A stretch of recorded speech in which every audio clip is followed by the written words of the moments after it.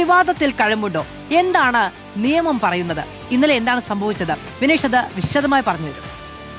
മാധു, അതായത് രണ്ട് വിഷയങ്ങളാണ് ഇന്നലെ പ്രധാനമായും വിവാദമായി വരുന്നത്. ഒന്ന്, ഈജിപ്തിന്റെ രണ്ടാമത്തെ ഗോൾ, അവർ രണ്ടാമതൊരു ഗോൾ നേടിയിരുന്നു. അത് ഗോൾ നേടിയതിനു ശേഷം പിന്നീട് വാർ ചെക്ക് ചെയ്ത് അതിനു മുൻപുള്ള ലിസാൻഡ്രോ മാർട്ടിനസിന്റെ ഫൗൾ വിധിച്ചു, അത് തെറ്റായിരുന്നു എന്ന്. രണ്ട്, അർജന്റീനയുടെ വിജയഗോൾ, ആ വിജയഗോളിന് തൊട്ടു മുന്നേ ബോക്സിൽ മുഹമ്മദ് സലായെ വീഴ്ത്തിയിരുന്നു, അതിന് പെനാൽറ്റി കൊടുത്തില്ല എന്നുള്ള കാര്യം. നമ്മൾ ഫാനിസമൊക്കെ മാറ്റിവെച്ച് എന്താണ് ഫിഫയുടെ നിയമത്തിൽ പറയുന്നത് എന്നുള്ള കാര്യം മാത്രമാണ് നോക്കാൻ പോകുന്നത്. ഫാനിസമൊക്കെ മാറ്റിവെക്കുകയാണ്, നിയമം മാത്രം പറഞ്ഞു പോവുകയാണ്.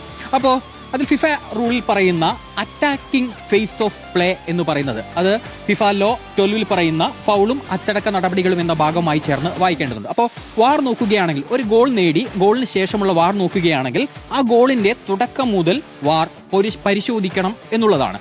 അപ്പോൾ ഇന്നലത്തെ അങ്ങനെയാണെങ്കിൽ ഈ പറഞ്ഞ ഗോൾ നേടുന്നു, പക്ഷേ അതിനു മുന്നേ ഈ ഫൗൾ നടന്നു, എന്തുകൊണ്ട് ആ സമയത്ത് നിങ്ങൾ ഫൗൾ വിളിച്ചില്ല എന്നുള്ളൊരു ചോദ്യമുണ്ട്. പക്ഷേ മൈതാനത്ത് കളി നടന്നുകൊണ്ടിരിക്കുകയാണ്, പന്ത് ഔട്ടായിട്ടില്ല. ഒന്നുകിൽ ത്രോ ഇൻ ആകണം, അല്ലെങ്കിൽ ഗോൾ കിക്ക് ആകണം, അല്ലെങ്കിൽ ഗോൾ ആകണം, അല്ലെങ്കിൽ വലിയ ഇഞ്ചുറി ആർക്കെങ്കിലും പറ്റണം, അല്ലെങ്കിൽ റെഫറി കറക്റ്റ് ആയിട്ട് കണ്ടിട്ടുണ്ടാകണം. ഈ സമയത്താണ് സ്പോട്ടിൽ നമ്മൾ വാർ ചെക്കിങ്ങിന് പോവുക. അല്ല എന്നുണ്ടെങ്കിൽ ഈ പറയുന്നതുപോലെ ഗോൾ ആയി കഴിഞ്ഞതിന് ശേഷം മാത്രമാണ് പോകുന്നത്. നമുക്ക് ആ വിഷ്വലിന്റെ അടിസ്ഥാനത്തിൽ ഈ റൂള് എങ്ങനെയാണ് ഇതിനകത്ത് പാലിക്കപ്പെടുന്നത് എന്ന് നോക്കാം. അറ്റാക്കിംഗ് ഫേസ് ഓഫ് പ്ലേയിൽ തുടക്കം മുതൽ വാർ പരിശോധിക്കും എന്നുള്ള കാര്യം നമുക്ക് എങ്ങനെയാണ് എന്ന് നമുക്ക് നോക്കുകയാണെങ്കിൽ, യെസ്, ആ വിഷ്വലാണ് കാണുന്നത്.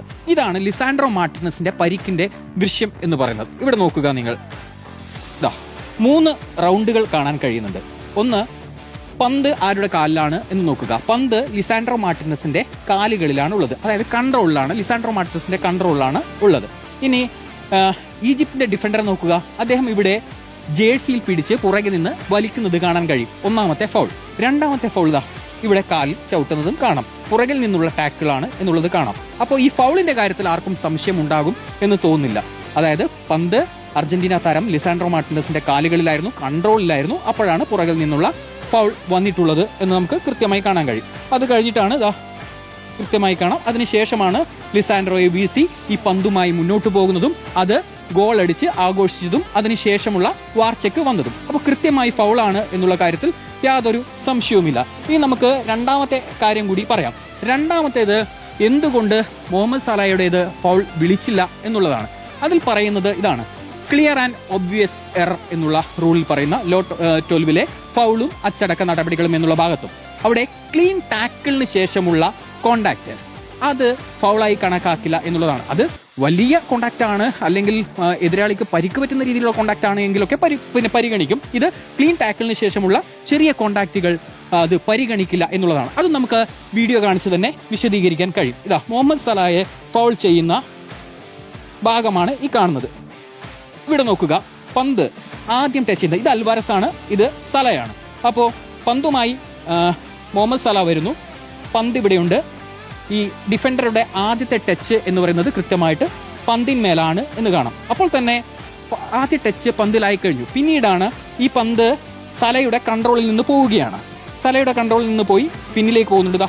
ഫസ്റ്റ് ടച്ചിന്റെ ദൃശ്യമാണ് സൂം ചെയ്തത്. പിന്നെ പുറകോട്ട് പോയി കഴിഞ്ഞു. അപ്പോൾ കൺട്രോളിൽ നിന്ന് പോയി പിന്നീട് മുന്നോട്ട് നീങ്ങുന്ന സലയാണ് അവിടെ വീഴുന്നത്. കാലിന് ടച്ച് ഉണ്ട്, അത് സൂക്ഷിച്ചു നോക്കിക്കഴിഞ്ഞാൽ തന്നെ അവിടെ പുല്ലടക്കം തെറിക്കുന്നത് കാണാം. ആ ടച്ചിന്റെ സമയത്ത് പുല്ലടക്കം, അതായത് കാലിൽ ഡയറക്റ്റ് കോണ്ടാക്ട് അല്ല എന്നുള്ളത് ഇവിടെ നിന്ന് വ്യക്തമാക്കുകയാണ്. ഡെലിബറേറ്റ് അല്ല, അവിടെ നിലത്തുകൂടിയുണ്ട്. മാത്രമല്ല ആദ്യത്തെ ടച്ച് ഏതായാലും പന്തിന് മേലാണ് ഉണ്ടായിട്ടുള്ളത്. അതുകൊണ്ട് തന്നെ ഫസ്റ്റ് ക്ലീൻ ടച്ചിന് ശേഷം, ടാക്കിളിന് ശേഷമുള്ള, കൺട്രോൾ ആയതിനു ശേഷമുള്ള ഫൗളിനെ ആ രീതിയിൽ നമുക്ക് കാണാൻ കഴിയില്ല എന്നുള്ളതാണ്. ഇതാണ് രണ്ടിലും എന്തുകൊണ്ട് അർജന്റീനയുടെ ആ ഗോൾ അനുവദിച്ചു എന്നുള്ളതിനെയും മുഹമ്മദ് സലയുടെ ഫൗൾ വിളിച്ചില്ല എന്നുള്ളതും ലിസാൻഡ്രോ മാർട്ടിനസിന്റെ കാര്യത്തിൽ എന്തുകൊണ്ട് ഫൗൾ വിളിച്ചു എന്നുള്ള കാര്യത്തിന്റെയും ഉത്തരമാണ്, നിയമം പറയുന്നത് മാത്രമാണ് ഈ പറഞ്ഞിട്ടുള്ളത്. ശരി, ഇപ്പോൾ ദൃശ്യങ്ങളുടെ കൂടി സഹായത്തോടു കൂടിയാണ് എങ്ങനെയാണ് ഈ കാര്യങ്ങളിൽ തീരുമാനമെടുക്കുന്നത്? ഫൗൾ ഉണ്ടാകുന്നതും ഫൗൾ അല്ലാത്തതായി അത് മറ്റ് ചില മൂവ്മെന്റുകൾ വിശദീകരിക്കപ്പെടുകയും ചെയ്യുന്നത് എന്നത് ദൃശ്യങ്ങളുടെ സഹായത്തോടു കൂടിയാണ് വിനേഷ് കുഞ്ഞിരാമൻ പങ്കുവെച്ച് നൽകിയത്.